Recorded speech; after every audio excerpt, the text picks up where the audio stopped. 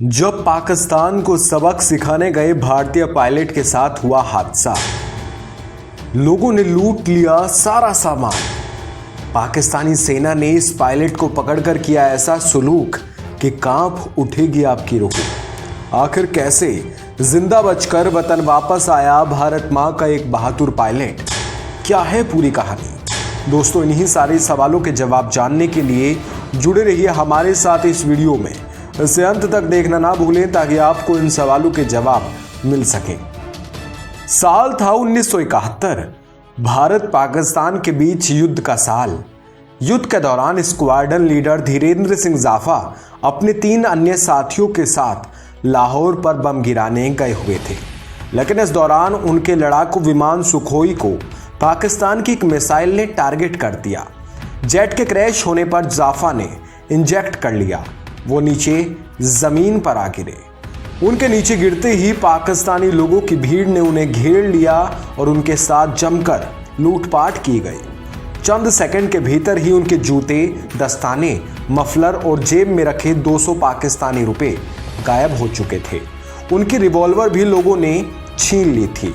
नीचे गिरने की वजह से जाफा की रीढ़ की हड्डी में काफी चोट लगी और वो हिलने की स्थिति में भी नहीं रहे। ऐसी हालत में भी भीड़ ने उन पर रहम नहीं खाया और अल्लाहू अकबर के नारे के साथ वो उन पर हमला करती रही। भीड़ उन्हें जान से मार डालती इससे पहले ही पाकिस्तानी सेना के कुछ सैनिक वहां आए और उन्हें बचा कर ले गए।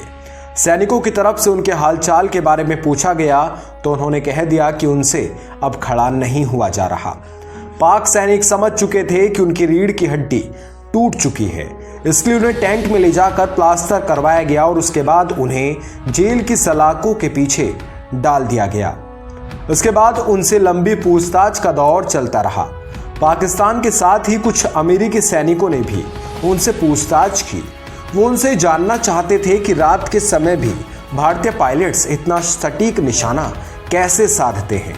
अमेरिकी सैनिक रूसी सुखोई विमान के बारे में विस्तार से जाफा से जानना चाहते थे। धीरे धीरे करके उनका वक्त जेल की काली कोठरी के पीछे कटने लगा। एक दिन जाफा को जेल की सेल में जब घुमाया जा रहा था तो उन्हें कुछ आवाजें सुनाई दी। वो समझ गए कि यहाँ उनके अलावा भी कई भारतीय लोग मौजूद हैं। जाफा का अंदाजा एकदम सही था। ये वो कुछ सैनिक थे जिन्हें युद्ध के दौरान पाकिस्तान ने बंदी बना लिया था। बड़े दिनों बाद भारतीय आवाज को सुनकर जाफा को काफी अच्छा लगा। एक दिन जेल में ही बंद फ्लाइट लेफ्टिनेंट दिलीप पारुलकर उनसे मिलने के लिए उनकी सेल में आए और उनसे लिपटकर रोने लगे। जाफा के प्लास्टर लगा था। अचानक दिलीप के इस तरह उन्हें कसकर पकड़ लेने की वजह से उनको दर्द हुआ, पर जाफा उस दर्द को सहन कर गए और उन्होंने दिलीप को गले लगाए रखा। कहा जाता है कि जाफा को मिलाकर कुल 11 भारतीय पायलट्स को पाकिस्तान ने बंदी बनाया था। इन 11 में से 3 पायलट ऐसे थे जिनके दिमाग में हमेशा जेल से भागने का प्लान तैयार होता रहता था। ये 3 पायलट्स थे दिलीप पारुलकर, मलविंदर सिंह ग्रेवाल और हरीश सिंह। इन्होंने अपने साथियों को कह दिया था कि जेल की सलाखें इन्हें ज्यादा टाइम तक नहीं रोक सकती। अपने मिशन को अंजाम देने में वो जुट गए। एक पायलट ने स्क्रू ड्राइवर चोरी कर पारुलकर को दिया तो ग्रेवाल ने एक बोतल की सहायता से धारदार हथियार तैयार किया। इनकी मदद से पारुलकर ने बैरक की दीवार खोदने का काम शुरू किया। अन्य साथी भी उनका बराबर साथ देते गए। थोड़ी खुदाई करने के बाद मलबा भी ठिकाने लगा दिया जाता। बंदियों को मिलने वाले भत्ते के पैसों से पारुलकर ने गार्ड की सहायता से पठानी सूट सिलवाकर मंगवा लिया। एक अन्य पायलट ने अफगानिस्तान की तरफ भागने के लिए दिशा की जानकारी के लिए तार और बैटरी की मदद से सुई को मैग्नेटाइज कर एक काम चलाऊ कंपास तैयार कर लिया। दीवार को तोड़ने के इस काम में काफ़ी सतर्कता बरती जाती। जब ये काम होता तो 2 लोग खड़े होकर गार्ड्स पर नज़र रखते। रेडियो की आवाज़ भी उस समय बढ़ा दी जाती ताकि इस काम की भनक पाकिस्तान आर्मी को ना लगे। तारीख थी 13 अगस्त। एक दिन बाद पाकिस्तान का स्वतंत्रता दिवस था। अंदाजा लगाया गया कि सभी सैनिक उतने एक्टिव इस दिन नहीं होंगे, इसलिए भागने का अच्छा मौका है। मौके पर चौका मारते हुए तीनों जेल की दीवार के उस पार पहुंच चुके थे। बाहर धूल भरी आंधियां चल रही थी। जेल की दीवार फांद वो फौरन वहां से निकले और मुख्य मार्ग से होते हुए बस स्टैंड पर पहुंच गए।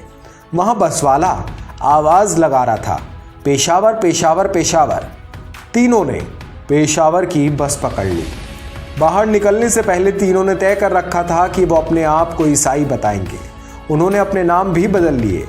पारुलकर फिलिप बने तो ग्रेवाल अली अमीर, मही सिंह का नाम रखा गया जैकब। पेशावर से दूसरी बस पकड़ वो अफगानिस्तानी सीमा से 5 किलोमीटर पहले बने एक गांव तक पहुंच गए। सीमा पार करने के लिए किसी से रास्ता पूछने के दौरान तहसीलदार के कारिंदे को उन पर शक हो गया। उसके बाद वो तीनों को पकड़कर तहसीलदार के पास ले गया।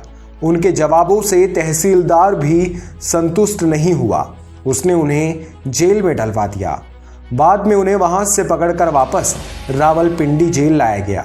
पाकिस्तानी आर्मी को लगता था कि सबके पीछे जाफा का हाथ है, इसलिए उसकी तरफ से जाफा को मानसिक प्रताड़ना भी दी गई। अगली बार ऐसा ना हो सके इसलिए सभी भारतीयों को लायलपुर जेल में शिफ्ट कर दिया गया। बाद में भारत सरकार की सतर्कता और युद्धबंदी नियम के तहत पाकिस्तान की सरकार को उन सभी को छोड़ना पड़ा। इन सभी पायलट्स को लग रहा था कि सरकार ने उनके लिए कुछ नहीं किया, बल्कि वो तो नियम की वजह से ही रिहा किए गए हैं। खैर, जैसे ही वो बाघा बॉर्डर आए तो उनके स्वागत के लिए वहाँ पूरा देश उमड़ा हुआ था। बाघा से अमृतसर के रास्ते में लगभग 100 जगह उनके स्वागत स्थल बनाए गए थे। ये सब देखकर आखिर किसे अच्छा नहीं लगता। वो सब समझ चुके थे कि वो शायद सरकार को जितना गलत सोच रहे थे वो उतनी गलत थी नहीं।